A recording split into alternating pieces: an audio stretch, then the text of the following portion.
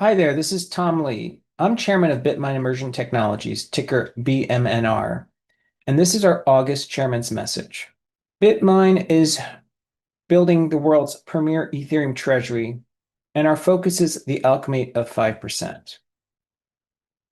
Here are some disclaimers, and this is a table of contents of the video I'm going to walk you through. First is let me just start you with an introduction. Our philosophy is to build the premier Ethereum treasury. And we are achieving this by also delivering exponential growth. And we have some critical partners here, including Mosaics, Capital, Pantera, Kraken, Founders Fund, GSR, FalconX, DCG, and Galaxy. And we're doing this by delivering shareholder value through a series of steps. And I'm the chairman of the company. Now, I wanted to focus this video on a couple of things, the Ethereum macro trade and also understanding the network value. That's really what we're going to focus on this month. And in terms of the macro trade, I want to take us back to 1971 when the dollar went fully synthetic. And what I mean by that is that in 1971, President Nixon ended the convertibility of the dollar to gold. So in other words, the dollar was no longer backed or exchangeable for gold. It was only exchangeable for other dollars. Okay, so what does that mean? Well, that means that in 1971, the dollar became fully synthetic. Now, people in turn went to find a store of value, which was gold. But keep in mind, that really wasn't the only thing that happened in 1971. In 1971, someone had to create a market for the synthetic dollar. Think about that. All of a sudden, we had to make sure people would be willing to use dollars, especially because it was no longer backed by gold. Well, the winner there was Wall Street. And let's see how this move by Wall Street created the innovation boom. In that 15 years after the 1971 moment, Wall Street created many innovative products. They created money market funds, currency futures, debit cards, mortgage-backed securities, currency swaps, interest rate swaps, S&P index futures, zero coupon bonds, CDOs, and even ETFs. All of that happened following the creation of the synthetic dollar. In fact, of the 30 largest companies today, 7 of these are financial institutions. So you could see Wall Street was a huge winner as we created the synthetic dollar. Well, Ethereum is having this 1971 moment. And what do I mean by that? Well, there's a couple of things that happened. The Genius Act is creating the stage for a stablecoin boom, and I've covered this in the previous video. And SEC's Project Crypto is moving Wall Street onto the blockchain. Wall Street is going to financialize the entire system, the existing system of real-world assets onto the blockchain, but they're also going to create inefficiencies by itself moving their architecture onto the blockchain. So in our view, Ethereum is having its 1971 moment, where the real-world assets are becoming synthetic or tokenized. Treasury Secretary Bessent sees this becoming a multi-trillion-dollar market for stablecoins. And it's not just stablecoins, but banks are already moving to build products on Ethereum, whether it's JP Morgan, Robinhood, Goldman, Bank of New York, even Walmart and Amazon. So what does this mean? Well, in 2025, as the real world becomes digital, it's going to be natural to say, I want to find the digital store value, and that is Bitcoin. And I'm a believer in Bitcoin.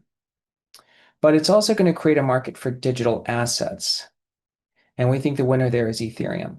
And in fact, Wall Street is building here on Ethereum. So let's just think about one story arc. What is Wall Street going to do to innovate on the blockchain over the next 10, 15 years? Well, they're going to build stable coins, tokenize equities, credit, tokenize real estate. They're going to monetize reputation, even monetize intellectual property. And a lot of this is happening on Ethereum. For instance, this is a tweet from Adriano Feria that Ethereum added $6.3 billion of stablecoins just in the last 7 days. Well, that's more than half of all the stablecoins Solana has managed to capture in over the last 5 years. It's more than the entire stablecoin supply on Hyperliquid, and it's 35 times the amount of stablecoin circulating supply on Ripple. And the stablecoin supply in Ethereum is now $160 billion. That's double where it was about 18 months ago. So you can see Ethereum is the winner here. And Ethereum has captured the majority of the real world assets. They're all taking place mostly on Ethereum. And SharpLink's chairman, Joe Lubin, agrees. He says Wall Street will stake ETH because they currently pay for their infrastructure, and Ethereum will replace much of the many siloed stacks they operate. Again, you can see a lot of this is taking place on Ethereum. And it's not just Wall Street. AI is also building products on the blockchain. In fact, we think one of the big story arcs is that it's not just Wall Street building itself onto the blockchain. It's really AI converging onto Ethereum.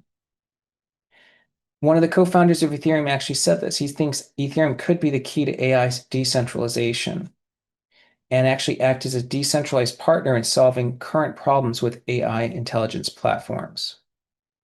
So what does that mean? Well, that means that you're going to monetize data collection, royalties, loyalty programs, verify agentic AI, and proof of humanity. That's also taking place on Ethereum. So you can see the future is quite bright. And that's why, we come back to this analysis by ethdigitaloil.com that Ethereum's productive essentially is the underlying token that's going to power both Wall Street and AI. And keep in mind, as you worry about supply, Ethereum's supply is growing below that of Bitcoin.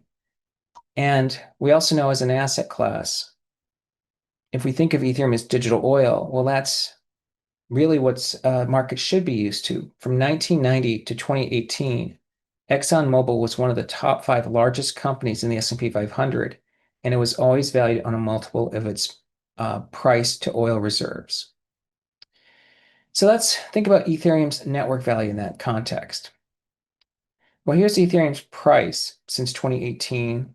And as you can see, there's 2 periods I'm shading here. These are called bases. And in Wyckoff's methodologies, they say the bigger the base, the bigger the breakout. And what they mean by that is that you're creating a lot of potential energy as a stock or a network asset bases, and then eventually leads to a breakout. Well, let's look at that breakout. In 2020, that breakout took place, and Ethereum went from $90 to $48.66, or 54 times increase. Well, the low point here in this base was $13.85. So with this breakout, we're expecting an upside move. Is it potentially 54x? I'm not sure, but that's what happened last time. Another way to think about Ethereum is the Ethereum to Bitcoin ratio. And in our view, the tailwinds I'm talking about argue for an all-time high in this ratio.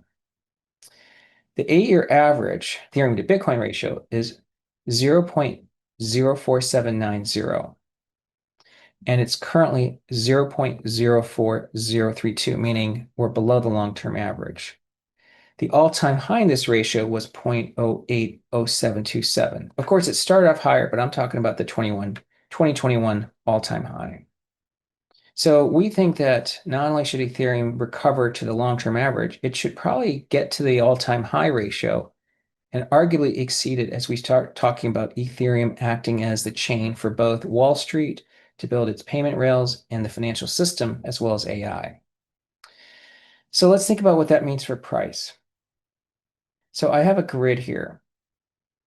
On the left side is Bitcoin price levels, and then going across are various levels of the Ethereum to Bitcoin ratio.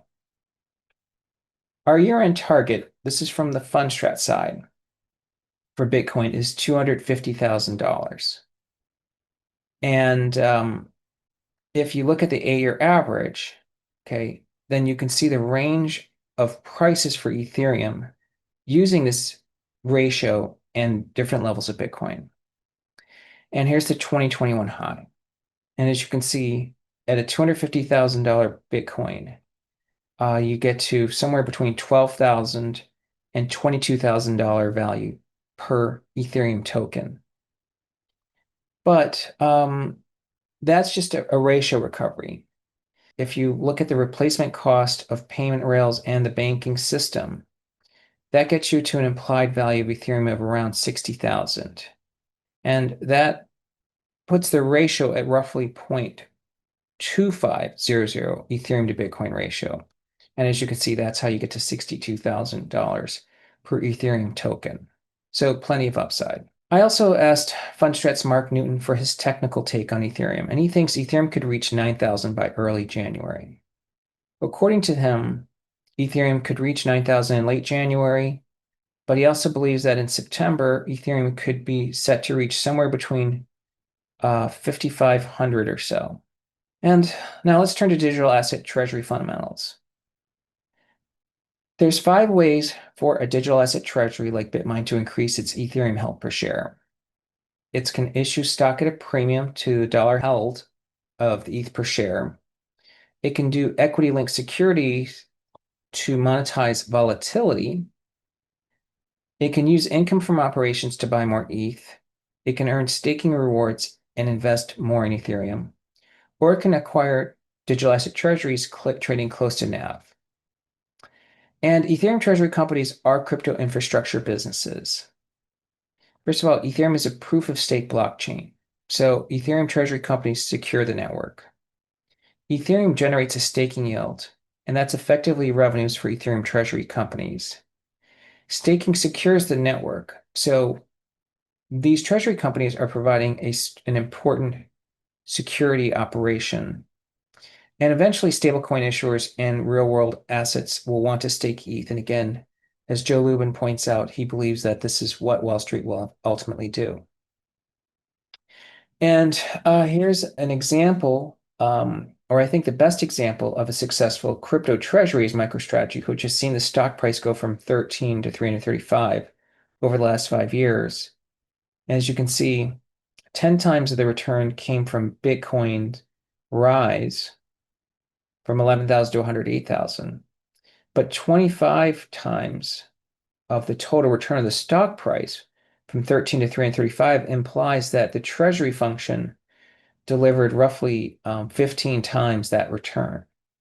Let's summarize with BitMine financials and strategy. Now, BitMine is the number 2 crypto treasury in the world with roughly 8.98 billion of Ethereum held. And as you can see, it trails only MicroStrategy, but it's larger than the 3rd, 4th, or 5th largest crypto treasuries by a significant margin.